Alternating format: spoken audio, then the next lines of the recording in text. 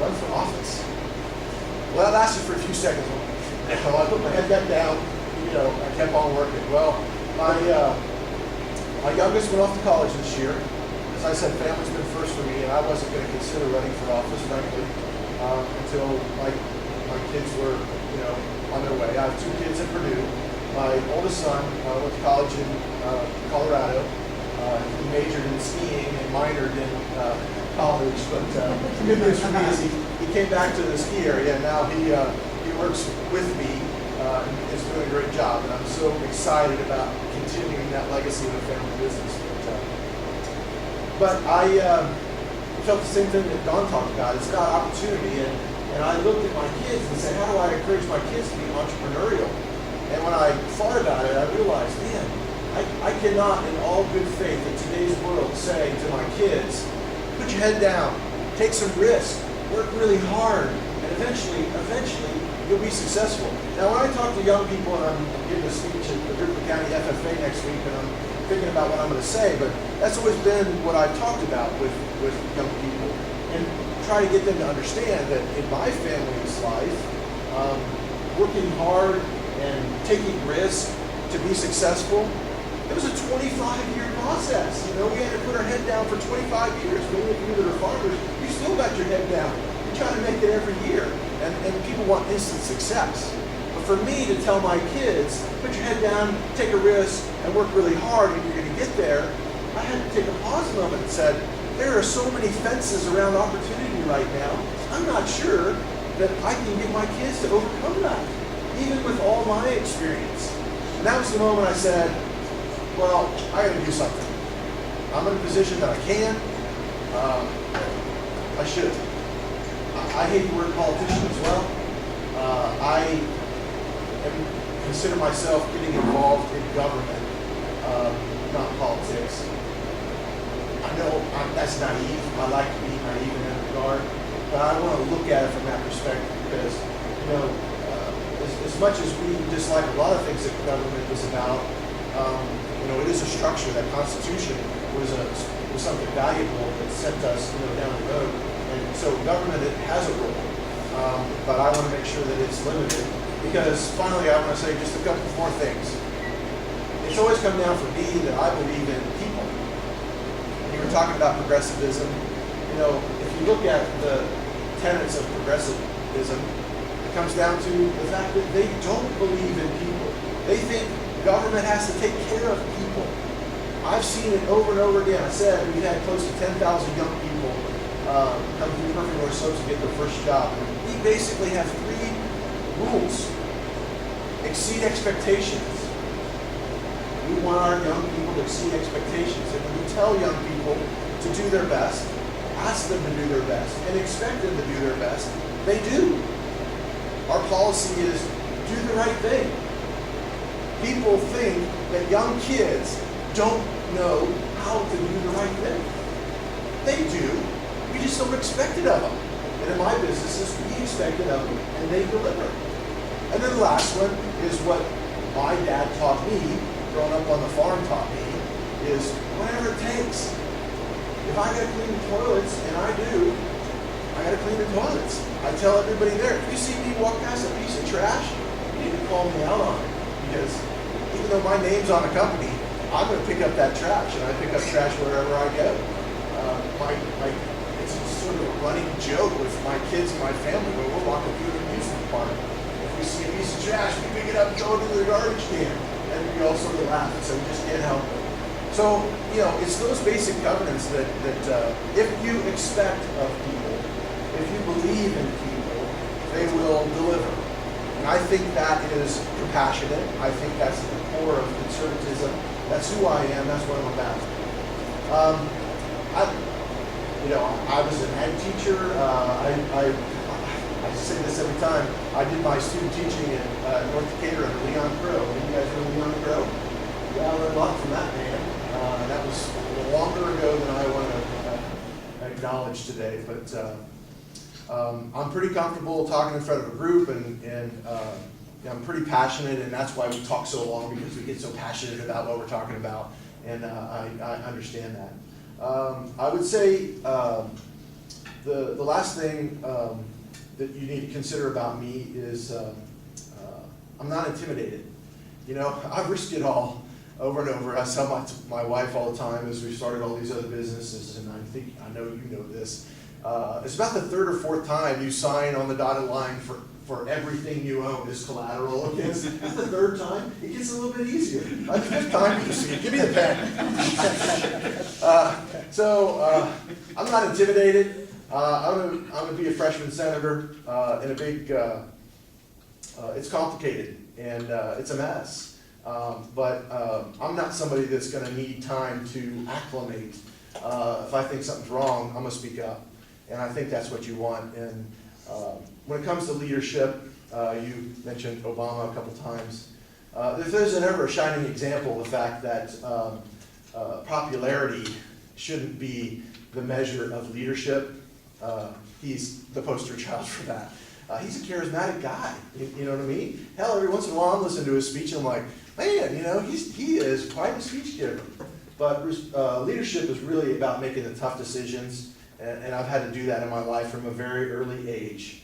And that's one of the things that I learned growing up on a farm, and I'm not going to be afraid to make the tough decisions. I'm going to the State House to say no more than yes, I got to tell you. We need to say no a little bit more, and I've said lastly about 5 times. That's not the measure of good speech. So why am I running for state office when so many of the things that fire you up and fire me up are federal issues? Well, we got some good people. I think Luke Messer is a great congressman. I think he's doing a good job for us, and I strongly support him. And when I met him, I thought, you know, I'd rather get behind him than run myself, and he's done a good job and a better job.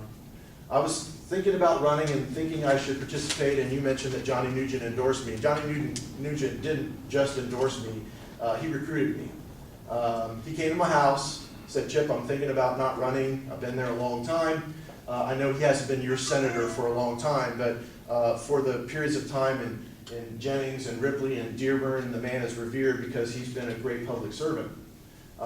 He came to me and said, it's time for me to step down. I really want somebody to run in my stead. I've been looking around and trying to figure out somebody who could do that, and would you consider it? And first I was really, you know, humbled and honored and wanted to say no. I still wanted to say no. But I realized after taking a moment and said, if you can, you should. That's one of the things that I believe in.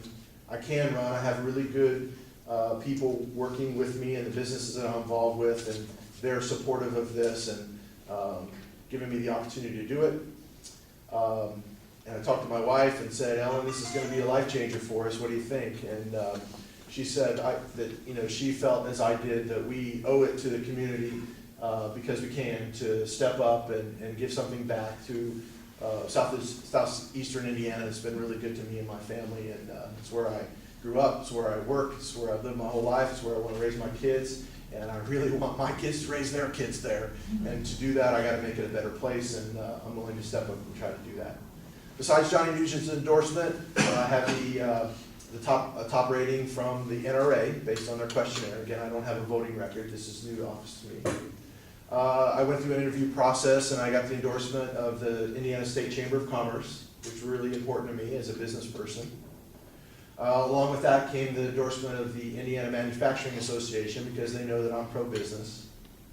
I'm also, as you can tell already, pretty passionate about agriculture. My degree from Purdue University is in agriculture. I was an ag teacher, and I have a farm. And when you see my little piece that I'm going to hand out, those are my cattle. I didn't just pose with somebody else's cattle. Those are my cows. In fact, when I drove out the lane this morning, I'm counting heads. I'm like, I had a new calf this morning, and it was, you know, you love it when that happens, because when you look out in the field and it's standing up next to its mama, it was a good night. One of the things I'm most proud of is I also have the endorsement of the Farm Bureau Association. That was a process, you know, they interviewed all the candidates. But in the final analysis, where it really comes down to, and I'm learning this as a newbie politician, is it comes down to your endorsement. That's really all that matters. And the primary is really going to be this, you know, this race is going to be decided largely in the primary. And not only do I need you after hearing me, and I appreciate you coming out today because I want to get out there. I was jealous of all the guys that were working on their farms as I was driving down here because that's what I want to be doing today. It's my hobby, it's my passion.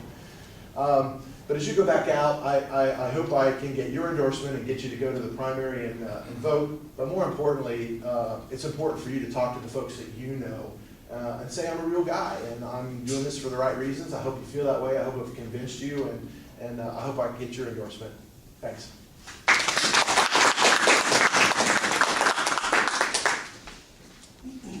Okay, there's two great candidates that we have running for office. I gotta say, I got it all for you because I don't think I'd want to put up with what you're going to put up with in the year elected. So good for you. And does anybody have any questions for him here this morning before we tidy things up and get going? Any questions? Yeah. I do, if I may. Don, you mentioned that less than half of our assets are managed outside of Indiana. Why is that? I can't give you a good answer. So this is an assumption. Status quo. You know, when this will be the first time we've had a financial advisor as our treasurer of state, and so if you come into an office without that kind of experience, you're probably more likely to do things the way they've been done. And so I don't think it's been a priority. And so that's an assumption. Thank you. Okay, anybody else? Okay, I want to thank you guys for coming. Oh, I thank you guys for coming. Appreciate Really, it. it's a Appreciate beautiful you being day. here. Let's get out in it. Good. If you get elected, or when you get elected, maybe it's probably a better term that you'd like to hear. When you get elected, we'd like you to come back and fill us in on some things that are happening with it. You know, if you can, work it into your schedule, that'd be great for it. We're gonna run a little bit over this morning. I had some things I wanted to get off to you, so we're gonna shorten the agenda just a little bit. I will mention this, there's a Christian church in Westport is sponsoring a meet and greet on the 24th, 7 o'clock. And I think he's trying to get candidates to come in there so you get a chance to meet those folks, talk to them, just like we did this morning. If you guys are available, he told me to extend an invitation to y'all. If you could, that'd be great too. I'd like to have you there. So you might want to do that. Keep that in mind. Again, our next meeting is the second Saturday of May coming up. I know you're tired of hearing this, but I hope to have my driveway done so you can drive your cars down. Yeah. Don't say anything. No, I'm going to say I hope to have that done. We've been victims of the weather. Ground's too soft, or it's too frozen, or whatever. So we're still working on it. There's still you know, I do have someone to put it in as soon as we can get the ground in the right conditions to get it in. So we're very hopeful that happens. I thank you for giving your time this morning to be here with us. Please tell friends about it. And the next meeting, we'll be looking at candidates. Upcoming election, because it'll be after the primaries. We'll have a better understanding of who those folks might be, and we'll give some updates on some of the things that are happening local, state, and federal as well, because there's lots of things that are happening that you need to be aware of, we need to be aware of, so that we can be intelligent voters when we go to vote, and intelligent speaking when you go to talk to folks, whomever that may be. You need to know and understand that the facts. You need to be secure in your facts, that way you can be confident in your conversations and they can be meaningful to the folks around, because communication is real important. Education is real important, and we need to have both of those things to be successful. So, no questions, comments, always give you a chance to do that, and you can do that here this morning. Any kind of questions, comments you might have? May I ask another one or two of these gentlemen, if I may? I'm sorry if I'm keeping everyone. Thanks to you both for being here. I wanted to ask you as well, Chip, if I may. What are some of the topics that will be facing or can be facing the legislature about which you're passionate to address? Well, it's going to be really interesting to me because next year's a budget year. You know, they do that every other year. And, you know, I followed along this year more than I ever have, frankly, to understand the process. And, you know, you never know. You know, I said 4-H, and one of the great, you know, things that I had going for me in my life is going in this direction is I was in FFA. You know, so I know a little bit about parliamentary procedure. At the time you're learning that in FFA, you think, why are we doing this, you know? But it turns out my neat little parliamentary procedure So I'm anxious about the procedure, but specifically as it relates to the budget, because I'm a small government guy, and I believe in people, and I think people should keep their money and do with it what they choose to do to drive, make the decisions about the economy. I said something about the many of the issues that jack you guys up and us are federal. What am I gonna do at the State House? Well, I didn't finish that thought. I think, fortunately, that Indiana, of all states in the union, is closer to being on the right track than most. And because the conservative values that we believe in have been implemented and have had a chance to work. One of the problems with conservatism is it's not quick, it's not easy, it's not fast. And in today's world, everybody wants it now. But fortunately, I'm going into a situation where there's some positive momentum in that direction, and I want to keep it going, because ultimately there has to be an example, even though there's hundreds of them over history. There has to be a current example of how those values benefit people. How do people win when conservative values are in place? And that takes some time, and I'm really looking forward to making sure that we stay that course, that we keep spending as low as we possibly can, that we keep, we're gonna stay on that track. So one of the reasons I'm going there is fiscal conservatism, and I'm gonna get right into it because it's a budget year. I'll save other questions for afterwards. Good deal. All right. Yeah. I have an issue, but to get into a full discourse over this issue, it'd be something that I'd have to stand and really take you to school, and it'd probably take me 20 minutes to explain it. But in a nutshell, if I could show both of you as treasurer and as a state senator how the state of Indiana can increase its revenue by $70 million a year, would you be interested? Absolutely. And as Don said, and for me, and as Don said, to me, this, we're leading up to a primary, and I think I'm gonna be the guy. I'm confident that I'm gonna come out, and then this whole entire summer, to me, is more about learning from folks like you that are passionate about specific issues. It's more about that than it is about how I feel. I mean, I feel strongly about a lot of issues, but I know enough to know that I don't know everything. And so, sure, yeah, I don't know today. I have other things I gotta do today as well, but yeah, I'm anxious to come back and I'll hear about it. Okay, well, a quick 2-minute wrap-up if I can. At one time from January 2005 until April 2009, I was the operations planner for the Division of Fish and Wildlife for the Indiana Department of Natural Resources. And as part of my planning, on the very first day that I came to work, I was handed a federal survey that the survey is conducted by the U.S. Census Bureau for the U.S. Fish and Wildlife Services of all 50 states. The survey is conducted every 5 years. It was performed in 2001, 2006, and it's been performed again in 2011. Now, I was handed this book my first day on the job, and the biologist that I worked for in Fish and Wildlife said, "We don't understand it. Can you make sense of this?" Well, I have an undergraduate degree in finance. I made sense of it, and initially all I had was 2001, and I hired in 2005. Well, in 2008, the 2006 survey results came out, and now I had 2 sets of numbers. Well, in order to get from a number given in 2001 and 2006, what is the difference between the two? Did the numbers go up? Did they go down? That's the marginal difference.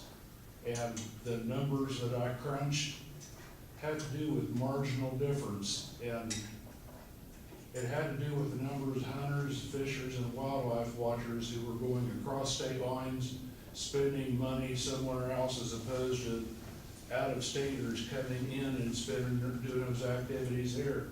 The retail dollars when people take out hotel rooms, buy boats, equipment, hotel, eat in restaurants. Who is winning in this trade of money? Well, in 2001, the state of Indiana, the net effect of dollars going both ways, Indiana was actually bringing in $180 million into its economy. 5 years later, in 2006, the state of Indiana was sending something in the neighborhood of $273 million out of the state. Well, the difference from 180 plus to 273 minus is $453 million that went south. Now when you take the money multiplier effect that $1 can change hands and be spent several times, $453 million multiplies out to somewhere around 1.1 billion out of Indiana's economy every year. And then you take out of 1.1 billion, 7% tax. That's about $70 million, about $77 million of tax revenue that the state of Indiana didn't recognize. Now, I haven't read the numbers on the 2011 survey, but what I tried to convince my superiors was that just based on the volume of retail dollars, the state of Indiana could afford to go out and build something like Lucas Oil Stadium every year and pay it down lock, stock, and barrel. And then, Do you think something changed in that process to flip that over, or is just competition from other states that are doing more?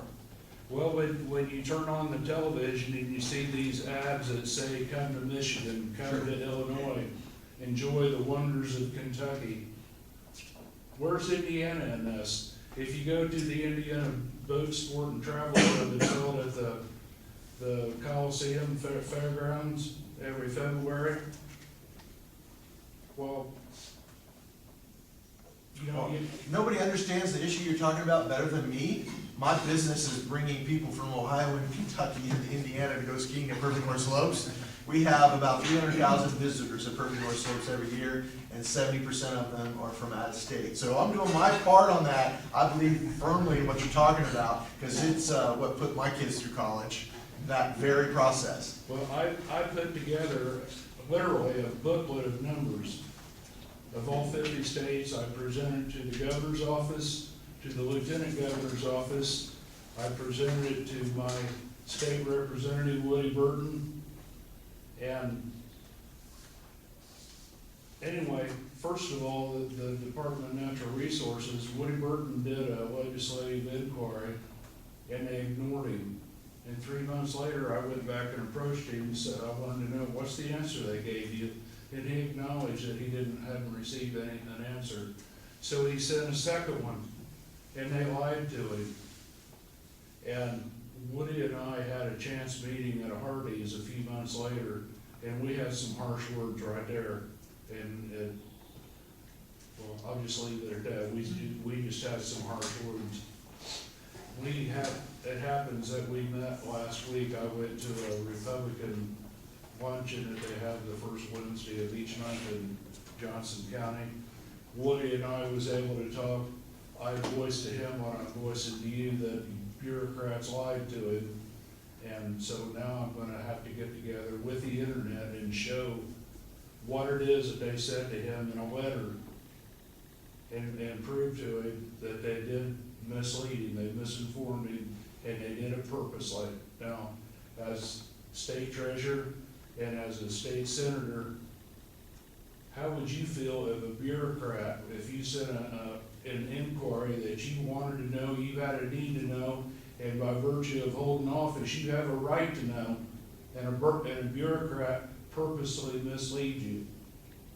Well, I stood up there and said, I'm not a fan of government because, as a business person and as someone in the tourism business that you're talking about, what I get excited about is being on offense, bringing people in. All my friends in the ski industry are the beneficiaries. Frankly, I'm a beneficiary of the Michigan commercials, you know, they see all those snow pictures, but they come to our place too, you know.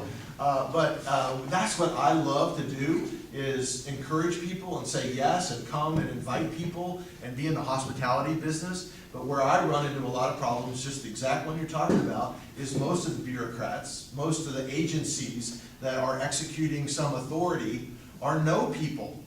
They put us on defense. They're not trying to help us. They're trying to stop us. And that's one of the reasons that I'm running, is I want to go back on offense in business. I don't want to be on defense the whole time. I don't want to be faced with you can't. And that's the reason that I left that position in April of 2009, because I'm not going to have a career based on deception. Yeah.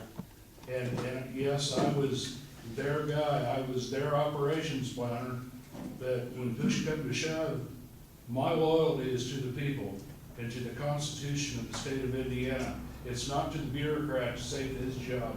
Well, I make my living off the land in a different way than I used to, and nothing is more precious and more valuable to me. And when I have all these hoops I gotta jump through, frankly, from the DNR and other associations trying to make sure that I take care of my land properly, it's like nobody's more motivated to do that than me. And frankly, they're trying to throw on the emergency brake all the time. So now you're starting to get me jacked up. Okay, I got one thing. I agree with this guy. Now, I've been fighting this Veterans Way Road, but not necessarily to fight it. I just want to know why we need it. Yeah, and I get nothing from the state. I've talked to Outman, I've talked to every representative we've got. I've talked to you once you get elected, okay? And I'm getting nowhere. So I have the same problems he does.